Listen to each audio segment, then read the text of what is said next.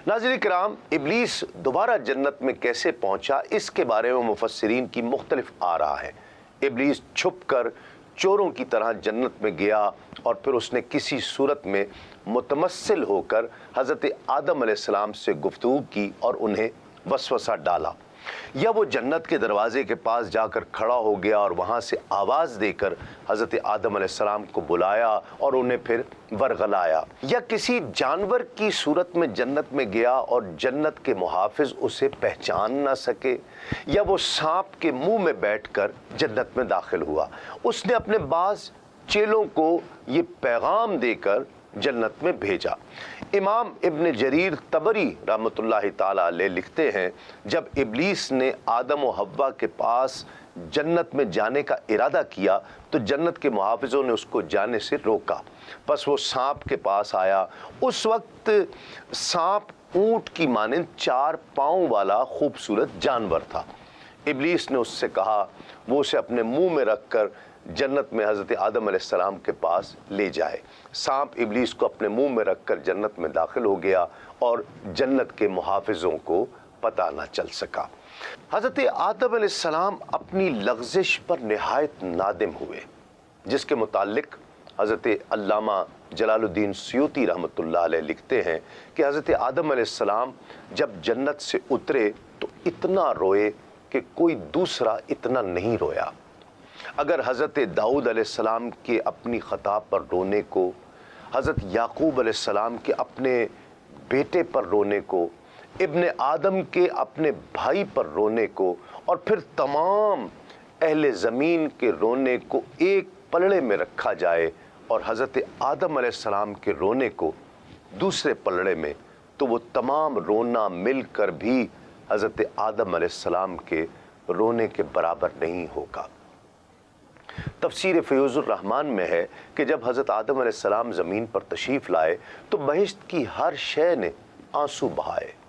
सिवाय सोने, चांदी और लोभान के। अल्लाह करीम ने उन्हें फरमाया, अगर तुम्हारे दिल में ज़रा बराबर भी नरमी होती तो तुम मेरे खौफ से रोते, लेकिन तुम संगदिल हो और मेरा दस्तूर है कि जो संगदिल होता है मैं उसे आग में जलाता हूँ। मुझे अपनी इज्जत व जलाल की कसम, सोना चांदी तुम्हारे से जब भी दिरहम व दीनार या कोई जेवर बनेगा तो तुम्हें पहले आग से पिघलाया जाएगा, और ए लोबान तू भी हमेशा आग में सुलगाई जाती रहेगी, और तुम सब ताहयात गम और हुज़्न में मुब्तला रहोगे। इसी तरह इमाम बग़वी रहमतुल्लाह अलैह लिखते हैं कि हज़रत आदम अलैहिस्सलाम जन्नत की नेमतों के फौत होने पर 200 साल तक रोए, 40 दिन तक न कुछ खाया न पिया, और 100 साल तक हज़रत हव्वा अलैहिस्सलाम के पास तक न गए। फिर अर्ज़ की, ए मेरे करीम रब, जो मैंने किया ये चीज़ें मैंने अपनी तरफ से ईजाद की हैं, या ये वो कुछ है कि जो तूने मेरे और मेरे पैदा करने से पहले मुक़द्दर फरमा दिया? अल्लाह करीम ने फरमाया, नहीं, ये ऐसी शय है जिसको तेरे पैदा करने से पहले मुक़द्दर फरमाया।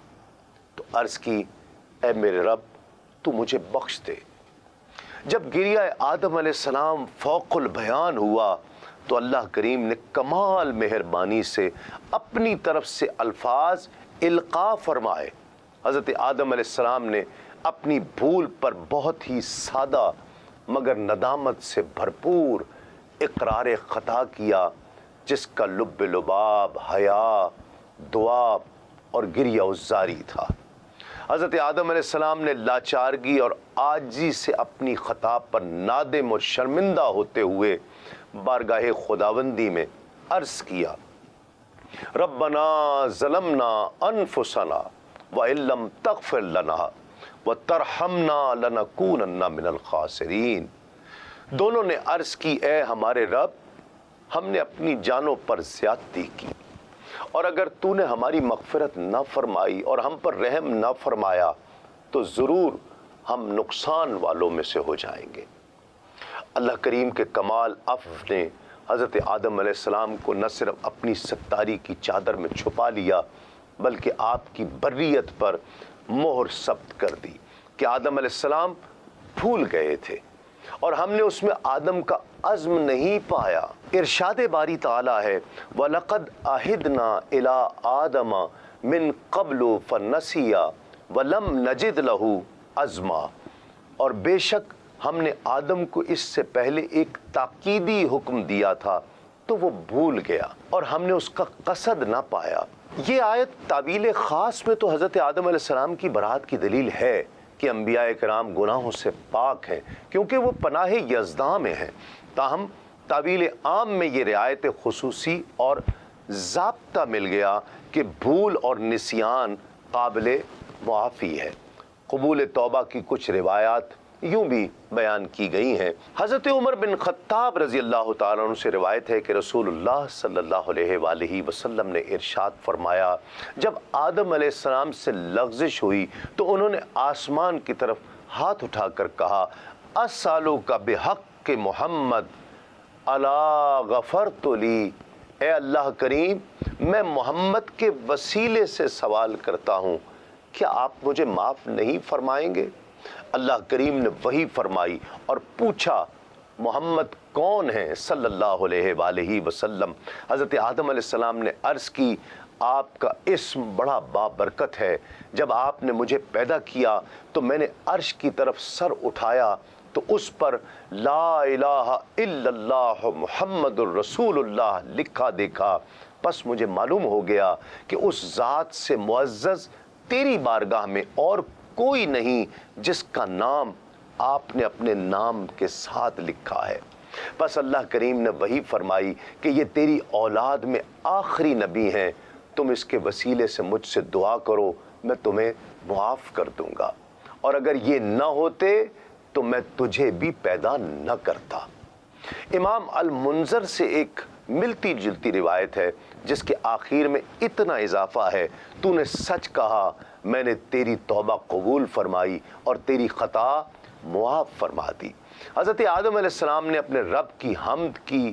شکر ادا کیا اور خوشی خوشی واپس اس طرح لوٹے کہ کوئی بھی اپنے رب سے مسرور نہیں لوٹا۔ پھر فرشتے آپ علیہ السلام کو اس طرح مبارکباد پیش کرتے کہ اے ابو محمد توبہ کی قبولیت مبارک ہو، توبہ کی قبولیت مبارک ہو۔ غنیت الطالبین میں ہے کہ حضرت امام حسن علیہ السلام سے روایت ہے کہ جب اللہ کریم نے حضرت آدم علیہ السلام کی توبہ قبول فرمائی تو فرشتوں نے انہیں مبارکباد دی، اور حضرت جبرائیل امین، حضرت میکائیل، حضرت اسرافیل علیہ السلام نے خدمت میں حاضر ہو کر کہا اے آدم آپ کی آنکھیں ٹھنڈی ہوں کہ اللہ کریم نے آپ کی توبہ قبول فرمائی ہے۔ یہ سن کر حضرت آدم علیہ السلام نے فرمایا اے جبریل اس توبہ کے بعد بھی اگر باز پرس ہوئی تو میرا ٹھکانہ نہیں۔ اس وقت وحی نازل ہوئی، اللہ کریم نے فرمایا اے آدم تم نے اپنی نسل کو مشقت، تکلیف اور توبہ کا وارث بنایا ہے، تو اب جو کوئی مجھے پکارے گا میں لبیک فرماؤں گا، جس طرح تمہارے لیے لبیک کہا تھا، اور جو کوئی مجھ سے مانگے گا میں عطا میں بخل نہیں کروں گا، کیونکہ میں تو قریب ہوں اور قبول کرنے والا ہوں۔ اے آدم میں گناہوں سے توبہ کرنے والوں کو جنت میں جمع کروں گا اور ان کو ان کی قبروں سے شاداں اور فرحاں اٹھاؤں گا، اور ان کو ان کی دعاؤں کی قبولیت کے باعث قبروں سے شاد کام نکالوں گا۔